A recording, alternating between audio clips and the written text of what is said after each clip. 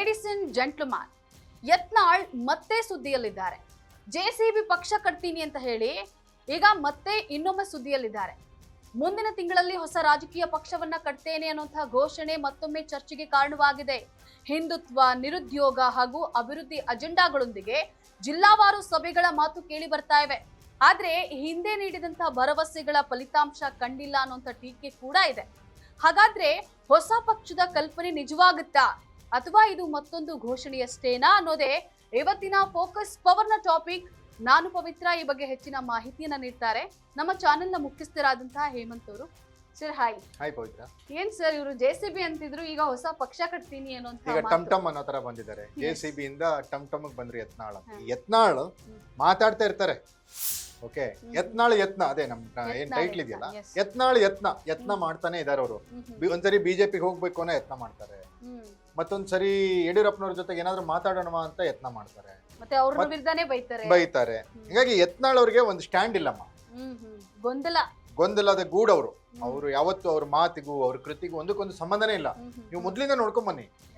ಈಗ ನೀವು ಹೇಳಿದ್ರಿ ಅದೇನೋ ಅದ್ಭುತವಾಗಿ ಅಭಿವೃದ್ಧಿ, ಹಿಂದುತ್ವ, ನಿರುದ್ಯೋಗ, ಅದು ಒಂದಕ್ಕೊಂದಕ್ಕೂ ಯತ್ನಾಳ್ಗೂ ಸಂಬಂಧನೇ ಇಲ್ಲ. ಓಕೆ, ಇವ್ರೊಂಥರ ಹುಣ್ಣಿಮೆ ಅಥವಾ ಅಮಾವಾಸ್ಯೆ ತರ ಇದ್ರೆ ಅದು ಹುಣ್ಣಿಮೆ ತರ. ಹಂಗೆ ಅಭಿವೃದ್ಧಿಗೂ ಯತ್ನಾಳ್ಗೂ ಏನ್ ಸಂಬಂಧ? ಆಮೇಲೆ ನಿರುದ್ಯೋಗಕ್ಕೂ ಯತ್ನಾಳ್ಗೂ ಏನ್ ಸಂಬಂಧ? ಇನ್ನು ಹಿಂದೂ ಮುಸ್ಲಿಮ್ಗೂ ಯತ್ನಾಳ್ಗೂ ಅಂದ್ರೆ ಸಂಬಂಧ ಇದೆ ಅಲ್ವಾ? ಹಂಗಾಗಿ ಈ ಜೆಸಿಬಿ ಕಟ್ತೀನಿ ಅಂತ ಇಷ್ಟು ದಿನ ಹೇಳಿದ್ರು. ಈಗ ಹಿಂದುತ್ವ ಅಂತ ಯಾಕೆ ಹೇಳ್ತಿದ್ದಾರೆ ಅಂದ್ರೆ, ಹಿಂದುತ್ವದ ಪಕ್ಷ ಕಟ್ಟಿದ್ರೆ ಯಾರಿಗ್ ಲಾಸ್ ಆಗುತ್ತೆ? ಬಿಜೆಪಿ ಲಾಸ್ ಆಗುತ್ತಲ್ವಾ? ಅಯ್ಯೋ ನಮ್ ಪಕ್ಷಕ್ಕೆ ಏನಾದ್ರು ಲಾಸ್ ಗೆಸ್ ಮಾಡ್ಬಿಟ್ಟವ್ರೆ ಅಂತ ಇವ್ರು ಕರ್ಕತಾರೆ ನಮ್ಮ ಪಾರ್ಟಿಗೆ ಅನ್ನೋದು ಒಂದು ಅವ್ರದ್ದು ಮೈಂಡ್ ಸೆಟ್ ಇರ್ಬೋದು. ಹಂಗಾಗಿ ಏನೋ ಘೋಷಣೆ ಮಾಡಿದಾರೆ. ಅವ್ರ ಘೋಷಣೆ ಅಷ್ಟು ಗಂಭೀರವಾಗಿ ಪರಿಗಣಿಸಬೇಕಾಗಿಲ್ಲ. ಯಾಕಂದ್ರೆ ಯತ್ನಾಳ್ ಇಲ್ಲಿವರೆಗೂ ಹೇಳಿರೋದನ್ನ ಒಂದನ್ನು ಮಾಡಿಲ್ಲ. ಹಿಟ್ ಅಂಡ್ ರನ್ ತರ. ವಿಜಯೇಂದ್ರ ಮತ್ತೆ ಯಡಿಯೂರಪ್ಪನವ್ರ ಬಗ್ಗೆ ಎಷ್ಟಮ್ಮ ಇವ್ರು ಆರೋಪ ಮಾಡಿರೋದು, ಒಂದು ಕೂಡ ಸಾಬೀತಾಗ್ಲಿಲ್ಲ. ಒಂದಕ್ಕಾದ್ರೂ ಇವ್ರು ಏನಾದ್ರು ಒಂದು ಪುರಾವೆ ಕೊಟ್ರ, ದಾಖಲೆ ಕೊಟ್ರ, ಏನಾದ್ರೂ ಒಂದು ಲಾಜಿಕಲಿ ಮಾತಾಡಿದ್ರ, ಇವರು ಅಂಕಿ ಅಂಶಗಳನ್ನ ಇಟ್ಟು ಮಾತಾಡಿದ್ರ? ಇಲ್ಲ. ಬರೀ ಮೈಕ್ ಸಿಕ್ತು ಅಂದ ತಕ್ಷಣ ನಮ್ಮವರು ಮೀಡಿಯಾದವ್ರು ಹಂಗೆ ಇದಾರೆ, ಹೋಗಿ ಇವ್ರು ಮೈಕ್ ಹಿಡಿತಾರೆ. ಇವ್ರು ಮೈಕ್ ಹಿಡಿದ ತಕ್ಷಣ ಇವ್ರು ಬಾಯಿಗೆ ಬಂದಂಗೆ ಮಾತಾಡ್ತಾರೆ. ಈಗ ಇದ್ದಕ್ಕಿದ್ದಂಗೆ ಅವ್ರ ಫಾಲೋವರ್ಸ್ ಕೂಡ ಜಾಸ್ತಿ ಆಗ್ಬಿಟ್ಟಿದ್ದಾರೆ ಸರ್. ಫಾಲೋವರ್ಸ್ಗಳು ಅನ್ನೋದಕ್ಕಿಂತ ಅದ್ ಹೆಂಗಂದ್ರೆ ಪವಿತ್ರ, ಅಭಿಮಾನಿಗಳು. ಹಿಂದುತ್ವದ ಒಂದು ಅಲೆ ಅನ್ನೋದಿದೆ, ಹಿಂದುತ್ವದ ಒಂದು ಅಸ್ಮಿತೆ ಅನ್ನೋದಿದೆ. ಹಿಂದೂ ಕಾರ್ಯಕರ್ತರು ಅಂತ ಇದ್ದಾರೆ. ಹಿಂದೂ ಕಾರ್ಯಕರ್ತರಿಗೆ ಕರ್ನಾಟಕದಲ್ಲಿ ಬಿಜೆಪಿ ಪ್ರಖರ ಹಿಂದುತ್ವವಾದಿ ನಾಯಕರು ಯಾರು ರಾಜಕಾರಣದಲ್ಲಿ ಇಲ್ಲ. ಅನಂತಕುಮಾರ್ ಹೆಗಡೆ ಇಲ್ಲ, ಯತ್ನಾಳ್ ಪಾರ್ಟಿಯಿಂದ ಸಸ್ಪೆಂಡ್ ಆಗಿದ್ದಾರೆ. ಮತ್ತೆ ಯಾರಿದ್ದಾರೆ? ಅವರಿಗೆ ಸಿಟಿ ರವಿ ಸೋತ್ರೆ ಎಲೆಕ್ಷನ್ ಅಲ್ಲಿ.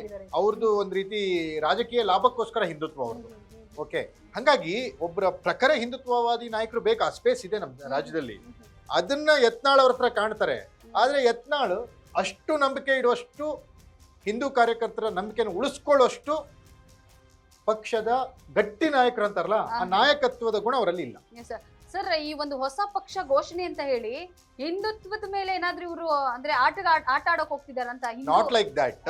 ಈಗ ಅದೇ ಹಿಂದುತ್ವದ ಆಧಾರದಲ್ಲಿ ಪಕ್ಷ ಕಟ್ತೀನಿ ಅಂದ್ರೆ ಬಿಜೆಪಿ ಏನಾದ್ರು ಬಂದ್ಬಿಡ್ತಾನೆ ಅವ್ರ ಹತ್ರ ಕರ್ಸ್ಕೊಳಕ್, ಪಾರ್ಟಿಗೆ ಬಂದ್ಬಿಡಿ ನೀವು ಅಂತ ಅನ್ನೋದೊಂದು ಸಣ್ಣ ಲೆಕ್ಕಾಚಾರ ಅವ್ರದ್ದು. ಪಕ್ಷ ಕಟ್ಟದಷ್ಟು ಸುಲಭನ? ಯಡಿಯೂರಪ್ಪನವ್ರಿಗೆ ಪಕ್ಷ ಕಟ್ಟಿ ಉಳಿಸ್ಕೊಳಕ್ಕಾಗಿಲ್ಲ. ಅದೇ ಸರ್, ಒಂದ್ ಪಕ್ಷ ಅಂದ್ರೆ ಸುಮ್ನೆ ಅಲ್ಲ ಅಂದ್ರೆ ಅದಕ್ಕೆ ಸಂಪನ್ಮೂಲಗಳು ಹೇಗೆ ಕ್ರೋಢೀಕರಣ ಮಾಡ್ತಾರೆ ಇವರು? ಸಂಪನ್ಮೂಲಗಳ ಕ್ರೋಢೀಕರಣ ಅಂದ್ರೆ ಇವರು ಯತ್ನಾಳ್ ಯಾವ್ದನ್ನ ಹೇಳಿದನ್ ಮಾಡಿದಾರೆ ಒಂದ್ ಹೇಳಿ ನಮ್ಗೆ. ಬರೀ ಹೇಳಿದ್ದೆ. ಈಗ ಯತ್ನಾಳ್ ಅವ್ರು ನಂಬ್ಕೊಂಡು ಯತ್ನಾಳ್ ಅವ್ರನ್ನ ಬಿಜೆಪಿಯಿಂದ ಸಸ್ಪೆಂಡ್ ಮಾಡಿದ್ರಲ್ಲಮ್ಮ. ಬಿಜೆಪಿಯಿಂದ ಸಸ್ಪೆಂಡ್ ಮಾಡಿದ್ಮೇಲೆ ಯತ್ನಾಳ್ ಅವ್ರಿಗೆ ಇಷ್ಟು ಫಾಲೋವರ್ಸು, ಇಷ್ಟು ಬಣ, ಭಿನ್ನರ ಬಣ ಎಲ್ಲ ಇದ್ದು, ಒಬ್ಬರಾದ್ರೂ ಬಿಜೆಪಿಗೆ ರಾಜೀನಾಮೆ ಕೊಟ್ಟು ಅದಕ್ಕೆ ಒಂದು ಪ್ರತಿರೋಧವನ್ನ ವ್ಯಕ್ತಪಡಿಸಿ ಯತ್ನಾಳಿಂದ ಹೋಗ್ಬೋದಿತ್ತಲ್ಲ. ಯಾಕೆ ಹೋಗಿಲ್ಲ ಯಾರು? ರಮೇಶ್ ಜಾರಕಿಹೊಳಿ ಇವ್ರಿಗೆ ಬಣದಲ್ಲಿ ಗುರುತಿಸ್ಕೊಂಡಿದ್ದಾರೆ, ಅರವಿಂದ್ ಲಿಂಬಾವಳಿ ಗುರುತಿಸ್ಕೊಂಡಿದ್ದಾರೆ, ಪ್ರತಾಪ್ ಸಿಂಹ, GM ಸಿದ್ದೇಶ್ವರ್.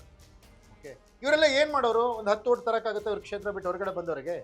ಮತ್ತೆ ಹೆಂಗ್ ಪಕ್ಷ ಕಟ್ತಾರೆ ಅವರು? ಅಲ್ವಾ? ಹಂಗಾಗಿ ಯತ್ನಾಳ ಸುಮ್ನೆ ಘೋಷಣೆ, ಅವ್ರ ಹೆಸರದಲ್ಲೇ ಯತ್ನ ಅಂತ ಇಟ್ಕೊಂಡಿದ್ದಾರೆ. ಮರಳಿ ಯತ್ನವ ಮಾಡು, ಮರಳಿ ಯತ್ನವ ಮಾಡು ಅನ್ನೋ ಯತ್ನ ಮಾಡ್ತಾ ಇದ್ದಾರೆ. ಬಟ್ ಅಲ್ಲಿಯೂ ಇಲ್ಲ, ಇಲ್ಲಿಯೂ ಇಲ್ಲ, ಅಲ್ಲಿಯೂ ಸಲ್ಲಿಲ್ಲ, ಇಲ್ಲಿಯೂ ಸಲ್ಲಿಲ್ಲ ಅನ್ನೋ ತರ ಅವ್ರ ಸ್ಥಿತಿನ ಅವ್ರು ತಂದ್ಕೊಂಡಿದ್ದಾರೆ. ಹಂಗಾಗಿ ಸುಮ್ನೆ ಪೇಪರ್ನ ಒಂದು ಹಿಂದೂ ಹುಲಿ ಅನ್ನೋ ತರ ಅಷ್ಟೇ. ಅಲ್ಲ ಸರ್, ಇಲ್ಲಿ ಇವರು 3 ವಿಷಯಗಳನ್ನ ಅಂದ್ರೆ ಮೇನ್ ಆಗಿ ಹೇಳಿರೋದು. ಈಗ ನಿರುದ್ಯೋಗ, ಅಭಿವೃದ್ಧಿ, ಹಿಂದುತ್ವ.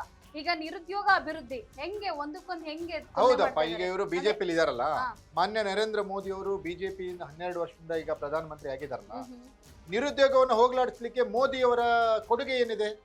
ಇವ್ರು ಪ್ರಶ್ನೆ ಮಾಡ್ತಾರ? ಹಾಗಾದ್ರೆ ಯತ್ನಾಳ್ ಪ್ರಶ್ನೆ ಮಾಡ್ಲಿ ಮೋದಿ ಅವ್ರನ್ನ. ನೀವ್ ಹೇಳಿದ್ರಿ ವರ್ಷಕ್ಕೆ ಇಷ್ಟು ಉದ್ಯೋಗಗಳನ್ನು ಕೊಡ್ತೀವಿ ಅಂತ ಹೇಳಿದ್ರಿ, ಕೊಡ್ಲೇ ಇಲ್ಲಲ್ಲ ಸ್ವಾಮಿ. ಕೇಳಿ, ಪ್ರಶ್ನೆ ಮಾಡ್ಲಿ ನೋಡೋಣ. ಪ್ರಶ್ನೆ ಮಾಡ್ಬೇಕಲ್ವಾ? ಓಕೆ, ಅಭಿವೃದ್ಧಿ ಅನ್ನೋದು ಒಳ್ಳೆ ಕಾನ್ಸೆಪ್ಟ್, ಅಭಿವೃದ್ಧಿ ಬೇಕು. ಯತ್ನಾಳ್ಗೂ ಅಭಿವೃದ್ಧಿಗೆ ಏನ್ ಸಂಬಂಧ? ಇಲ್ಲಿವರೆಗೆ ಎಲ್ಲಾದ್ರೂ ಕುಡಿಯಕ್ ನೀರ್ ಬೇಕಂತ ಯತ್ನಾಳ್ ಎಲ್ಲಾದ್ರೂ ಒಂದು ಹೋರಾಟ ಮಾಡಿದಾರ? ಇಲ್ಲ ಸರ್, ಅವ್ರು ಕೇಳಿರೋದೇ ಬರೀ ಹಿಂದೂ ಆಯ್ತಾ? ಇದು ಈಗ ಯಾವುದು ಮಹದಾಯಿ ಹೋರಾಟ ಉತ್ತರ ಕರ್ನಾಟಕದ್ದು ಎಲ್ಲಿವರೆಗೂ ಬಂತು? ಅಪ್ಪರ್ ಕೃಷ್ಣಾ ಪ್ರಾಜೆಕ್ಟ್ ಇವ್ರದೇ ಬಿಜಾಪುರಕ್ಕೆ ಬಾಗಲಕೋಟೆ ನೀರಿಂದು ಎಲ್ಲಿವರೆಗೂ ಬಂತು? ಯಾಕದ್ರ ಬಗ್ಗೆ ಮಾತಾಡಿಲ್ಲ? ಅಭಿವೃದ್ಧಿ ಅಂದ್ರೆ ಏನ್ ಹಂಗಾದ್ರೆ? ವಿಜಯಪುರ ಅವ್ರ ಕ್ಷೇತ್ರದಲ್ಲಿ ಅಭಿವೃದ್ಧಿ ಎಷ್ಟಾಗಿದೆ ಅಲ್ವಾ? ಅವ್ರ ಕ್ಷೇತ್ರದ ಅಭಿವೃದ್ಧಿ ಬಗ್ಗೆ ಗೊತ್ತಿಲ್ಲದೆ ಇರುವಂತ ಯತ್ನಾಳ್ ರಾಜ್ಯದಲ್ಲಿ ಅಭಿವೃದ್ಧಿ ಮಾಡ್ಬೇಕು ರಾಜ್ಯನ ಅಂತ ಹೊಸ ಪಕ್ಷ ಕಟ್ತೀನಿ ಅನ್ನೋದು ಹಾಸ್ಯಾಸ್ಪದ. ಸರ್, ಅಂದ್ರೆ ಚುನಾವಣೆ ಬಂದಾಗ ಅಷ್ಟೇ ಆದ್ರೆ ಟಮ್ ಸದ್ದಿ ಜಾಸ್ತಿ ಇರುತ್ತೆ, ಅದಾದ್ಮೇಲೆ ಸೈಲೆಂಟ್ ಆಗೋಗ್ಬಿಡ್ತಾರೆ ಅಷ್ಟೇ ಮಾತೆ. ಅವರ ಹೇಳಿಕೆಗಳನ್ನ ಗಂಭೀರವಾಗಿ ಪರಿಗಣಿಸಬಾರ್ದು. ಯಾಕಂದ್ರೆ JCB ಮಾಡ್ತೀನಿ ನಾನು ಅಂದ್ರು. ಅವರು ಹತಾಶೆಯ ಹೇಳಿಕೆಗಳನ್ನು ಇತ್ತೀಚೆಗೆ ಕೊಡ್ತಾ ಇದ್ದಾರೆ. ಅದನ್ನ ಬಿಟ್ಟು ಯಡಿಯೂರಪ್ಪ ಮತ್ತು ವಿಜಯೇಂದ್ರ ಅವರನ್ನ ವಿರೋಧಿಸಿ ಕೊಡ್ತಾ ಇರುವಂತ ಈ ವೈಯಕ್ತಿಕ ದ್ವೇಷದ ಹೇಳಿಕೆಗಳು ಅತಿ ಹೆಚ್ಚಿದಾವೆ. ಅವ್ರೆಲ್ಲಾದ್ರೂ ಒಂದ್ ರೀತಿ ಸೈದ್ಧಾಂತಿಕವಾಗಿ ಹಿಂದೂ ಮುಸ್ಲಿಂ ಅಂತ ಮಾತಾಡ್ತಾರೆ ಬಿಟ್ರೆ ಬೇರೆ ವಿಚಾರಗಳಲ್ಲಿ ಯಾವ್ದಾದ್ರನ್ನ ಮಾತಾಡ್ತಾರ ಅವರು? ಕಾಂಗ್ರೆಸ್ ವಿರುದ್ಧ ಯಾವುದು ಕಾಂಗ್ರೆಸ್ ರಾಜ್ಯ ಸರ್ಕಾರದ ವೈಫಲ್ಯಗಳನ್ನು ಎತ್ತಿ ತೋರಿಸುವ ಮಾತಾಡ್ತಾರ ಅವರು? ವಕ್ಫ್ ಬಗ್ಗೆ ಮಾತಾಡಿದ್ರು ಬಿಟ್ರೆ ಆಡಳಿತಾತ್ಮಕ ವಿಚಾರಗಳನ್ನು ಯಾವುದನ್ನು ಇಟ್ಕೊಂಡು ಅವರು ಸದನದಲ್ಲಿ ಮಾತಾಡಿದ್ದಾರೆ, ಸದನದ ಹೊರಗಡೆ ಮಾತಾಡಿದ್ದಾರೆ. ಒಂದು ಪಕ್ಷವನ್ನ ಕಟ್ಟಲಿಕ್ಕೆ ಒಂದು ಬೇಕಲ್ಲ, ಒಂದು ಮೊಮೆಂಟ್ ಬೇಕಲ್ಲ, ಒಂದು ಚಳುವಳಿ ಬೇಕಲ್ಲ, ಒಂದು ಕಾರಣ ಬೇಕಲ್ಲ. ಯಾವ ಕಾರಣಕ್ಕಾಗಿ ಯತ್ನಾಳ್ ಪಕ್ಷ ಕಟ್ತಿದ್ದಾರೆ ಅನ್ನೋದನ್ನ ಹೇಳಿ ಅವರು ಅದನ್ನ ಹೇಳ್ತಾ ಇಲ್ವಲ್ಲ. ಅಲ್ಲ ಸರ್, ಈ ತರದೆಲ್ಲ ಮಾತಾಡಿದ್ರೆ ಏನಾದ್ರೂ ಮತ್ತೆ ಬಿಜೆಪಿ ಮಣೆ ಹಾಕುತ್ತೆ ಅನ್ನೋಂತ ಆಸೆ ಅದೊಂಥರ ಬ್ಲಾಕ್ ಮೇಲ್ ತಂತ್ರ ಇದೆ ಯತ್ನಾಳ್ ಅವರ ರಾಜಕೀಯವನ್ನ ಬಲ್ಲವರು. ಅವರ ರಾಜಕೀಯವನ್ನ ಕಳೆದ ಒಂದು ದಶಕದಿಂದ 10 ವರ್ಷದಿಂದ ನೋಡಿರೋರು. ಇದ್ರ ಬಗ್ಗೆ ಏನ್ ಕಮೆಂಟ್ ಮಾಡ್ಬೇಕಂದ್ರೆ ಯತ್ನಾಳ್ ಬಿಜೆಪಿಗೆ ಬ್ಲಾಕ್ ಮೇಲ್ ಮಾಡ್ತಾ ಇದ್ದಾರೆ, ಯತ್ನಾಳ್ ವಿಜಯೇಂದ್ರ ಮತ್ತು ಯಡಿಯೂರಪ್ಪನವರಿಗೆ ಬ್ಲಾಕ್ ಮೇಲ್ ಮಾಡ್ತಾ ಇದ್ದಾರೆ.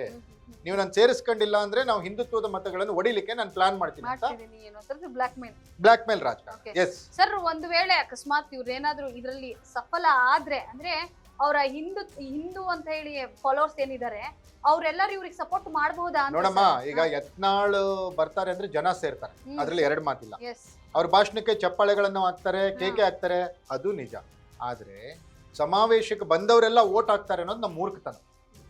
ಹಂಗಿದ್ರೆ 2023ರ ಚುನಾವಣೆಯಲ್ಲಿ ಮೋದಿ ರೋಡ್ ಶೋಗೆ ಎಷ್ಟು ಜನ ಬೆಂಗಳೂರಲ್ಲಿ ಸೇರಿದ್ರು? ಕರ್ನಾಟಕದಲ್ಲಿ ಎಷ್ಟು ಜನ ಸೇರ್ತಾ ಇದ್ರು? ಯಾಕೆ ಬಿಜೆಪಿ ಕರ್ನಾಟಕದಲ್ಲಿ ಮೋದಿ ಅವರಿಗೆ ಅಷ್ಟು ಜನ ಸೇರಿದ್ರು ಧೂಳಿಪಟ ಆಯ್ತು? ಸಮಾವೇಶಕ್ಕೆ ಬರೋ ಜನ ಬೇರೆ, ಆಮೇಲೆ ಭಾಷಣ ಕೇಳಿ ಚಪ್ಪಾಳೆ ಹೊಡೆಯೋ ಜನ ಬೇರೆ, ಆದ್ರೆ ಓಟ್ ಹಾಕೋ ಜನನೇ ಬೇರೆ. ಸರ್, ಕೊನೆಯದಾಗಿ ಅಂದ್ರೆ ಯತ್ನಾಳ್ ಇದರಲ್ಲಿ ಎಷ್ಟು ಸಫಲರಾಗ್ತಾರೆ ಮತ್ತೆ ಅಂದ್ರೆ ಅವರು ಒಂದು ಬಣದಲ್ಲಿ ಗುರುತಿಸ್ಕೊಂಡಿದ್ರು ಸರ್, ಬಿನ್ನರ ಬಣದಲ್ಲಿ. ಅಂದ್ರೆ ರಮೇಶ್ ಜಾರಕಿಹೊಳಿ ಆಗ್ಬೋದು, ಅರವಿಂದ್ ಲಿಂಬಾವಳಿ ಆಗಿರ್ಬೋದು, ಈ ತರದ ಪ್ರತಾಪ್ ಸಿಂಹ ಆಗಿರ್ಬೋದು. ಸೊ ಅವ್ರ ಕತೆಗಳೇನು? ಇವ್ರಿಗೆ ಸಪೋರ್ಟ್ ಮಾಡ್ತಾರೆ? ಈಗ ನೋಡಮ್ಮ, ಈಗ ಅದೊಂದು ಭಿನ್ನರ ಗುಂಪು ಅನ್ನೋದಕ್ಕಿಂತ ಯಡಿಯೂರಪ್ಪನವರಿಂದ ಸಂತ್ರಸ್ತರಾದಂತವರ ಗುಂಪು ಅಂತ ಹೇಳ್ಬೇಕು ಅದಕ್ಕೆ. ಓಕೆ, ಈಗ ಯತ್ನಾಳ್ ಓಕೆ, ಯಾರಮ್ಮ ಅವರಿಂದಿದ್ದವರು? ರಮೇಶ್ ಜಾರಕಿಹೊಳಿ. ರಮೇಶ್ ಜಾರಕಿಹೊಳಿ ಯಾವ್ದಕ್ ಫೇಮಸ್ ಆದ್ರು? ಎಲ್ರಿಗೂ ಗೊತ್ತು. ಅದಾದ್ಮೇಲೆ ಅರವಿಂದ್ ಲಿಂಬಾವಳಿ ಯಾವ್ದಕ್ ಫೇಮಸ್ ಆದ್ರು? ಅದು ಎಲ್ರಿಗೂ ಗೊತ್ತಿದೆ. ಅವರೆಲ್ಲ ಯಾವ ರಾಜ್ಯ ಮಟ್ಟದ ನಾಯಕರು, ದೇಶ ಮಟ್ಟದ ನಾಯಕರು. ಆಯ್ತಾ? ಪ್ರತಾಪ್ ಸಿಂಹ ಟಿಕೆಟ್ ಸಿಗ್ಲಿಲ್ಲ ಈ ಬಾರಿ ಅವರಿಗೆ. GM ಸಿದ್ದೇಶ್ವರ್ ಟಿಕೆಟ್ ಸಿಗ್ಲಿಲ್ಲ. ಕುಮಾರ್ ಬಂಗಾರಪ್ಪ ಸೊರಬದಲ್ಲಿ ಸೋತ್ರು. ಅಲ್ಲ, ಇವರೆಲ್ಲ ಸೇರಿ ಒಂದು ಗುಂಪು ಕಟ್ಕೊಂಡಿರೋದು ಯಡಿಯೂರಪ್ಪನವ್ರ ವಿರುದ್ಧ ಮಾತಾಡಕ್ಕೆ. ಯಡಿಯೂರಪ್ಪನವ್ರ ವಿರುದ್ಧ ಮಾತಾಡ್ಲಿಕ್ಕೆ ಒಂದು ಧ್ವನಿ ಬೇಕಾಗಿತ್ತು. ಆ ಧ್ವನಿನ ಯತ್ನಾಳ್ ಒದಗಿಸ್ತಿದ್ದಾರೆ ಅಂತ ಅವ್ರು ಬಂದ್ರು ಅಷ್ಟೇ. ಹಾಗಾಗಿ ಇವೆಲ್ಲ ಯಾವುದೋ ಒಂದು ಸೈದ್ಧಾಂತಿಕ ಒಂದು ತಳಹದಿಯ ಮೇಲೆ, ಸೈದ್ಧಾಂತಿಕ ನೆಲೆಗಟ್ಟಿನ ಮೇಲೆ, ತತ್ವ ಸಿದ್ಧಾಂತದ ಆಧಾರದ ಮೇಲೆ ಪಾರ್ಟಿ ಕಟ್ಟೋರಲ್ಲ ಇವರೆಲ್ಲ. ಮತ್ತೆ ಜೊತೆಗೆ ಪ್ರಾದೇಶಿಕ ಅಸ್ಮಿತೆಗಾಗಿ ಈ ಒಂದು ಪಾರ್ಟಿ ಅನ್ನುವಂಥದ್ದು ಘೋಷಣೆ ಕೂಡ ಸರ್. ನೋಡಿ, ಈ ಪ್ರಾದೇಶಿಕತೆಗೂ ಬಿಜೆಪಿ ನಾಯಕರಿಗೂ ಒಂದೊಂದಕ್ಕೊಂದು ಸಂಬಂಧನೇ ಇಲ್ಲ. ಪ್ರಾದೇಶಿಕತೆ ಅಂದ್ರೇನು? ನಮ್ಮ ನೆಲ, ನಮ್ಮ ಜಲ, ನಮ್ಮ ನಾಡು, ನಮ್ಮ ಬದ್ಧತೆ ಅನ್ನೋದನ್ನ. ಈ ಹಿಂದುತ್ವಕ್ಕೂ ಕರ್ನಾಟಕದ ಅಸ್ಮಿತೆಗೂ ಏನ್ ಸಂಬಂಧ? ಇವ್ರು ಹಿಂದುತ್ವದ ಆಧಾರದ ಮೇಲೆ ಪಕ್ಷ ಕಟ್ಟೋರ್ಗೂ ಕರ್ನಾಟಕದ ಪ್ರಾದೇಶಿಕತೆ ಬಗ್ಗೆ ಮಾತಾಡಕ್ಕೆ ಏನ್ ಸಂಬಂಧ ಇದೆ? ಒಂದಕ್ಕೊಂದು ಸಂಬಂಧನೇ ಇಲ್ವಾ? ಕರ್ನಾಟಕದಲ್ಲಿ ಒಂದು ದಿನನೂ ನಾವು ಹಿಂದೂ ಮುಸ್ಲಿಂ ಅಂತ ಇದ್ದೇ ಇಲ್ಲ. ಈ ಬಿಜೆಪಿ ಇಂತ ನಾಯಕರು ಬಂದಾದ್ಮೇಲೆ ಅಲ್ಲ, ಅದು ಬೇರೆ ವಿಚಾರ ಪವಿತ್ರ, ಅದು ಬೇರೆ ವಿಚಾರ. ಹಿಂದೂ ಮುಸ್ಲಿಂ ಅನ್ನೋ ವಿಚಾರ ಬೇರೆ. ಆದ್ರೆ ಹಿಂದುತ್ವಕ್ಕೂ ಪ್ರಾದೇಶಿಕ ಅಸ್ಮಿತೆಯ ವಿಚಾರಕ್ಕೆ ನಾನು ಪಕ್ಷ ಕಟ್ತೀನಿ ಅನ್ನೋದಕ್ಕೂ ಸಂಬಂಧನೇ ಇಲ್ಲ. ಹಂಗಾಗಿ ಆ ಗೊಂದಲದಲ್ಲಿದ್ದಾರೆ ಯತ್ನಾಳ್.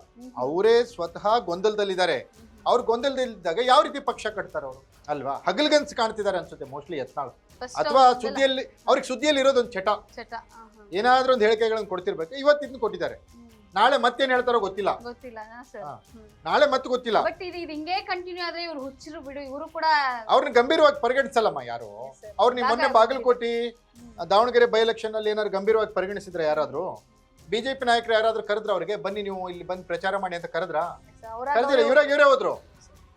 ಇವ್ರಾಗ ಇವರೇ ಹೋಗ್ತಾರೆ, ಅವ್ರು ಹಂಗೆ ಅವ್ರು ಒಟ್ಟು ಸುದ್ದಿಯಲ್ಲಿ ಇರಬೇಕು. ಸುದ್ದಿಲಿ ಇರೋದಕ್ಕೆ ಏನಾದ್ರು ಒಂದು ಹೇಳಿಕೆ ಕೊಡಬೇಕು. ನಮ್ಮಂತ ಮಾಧ್ಯಮಗಳು ಯತ್ನಾಳ್ ಅಂದ್ರೆ ಏನೋ ಜನ ನೋಡ್ತಾರಂತ ಸುದ್ದಿ ಮಾಡ್ತೀವಿ ಅಷ್ಟೇ. Yes sir, thank you Thank you. Thank you Thank you, Pavithra.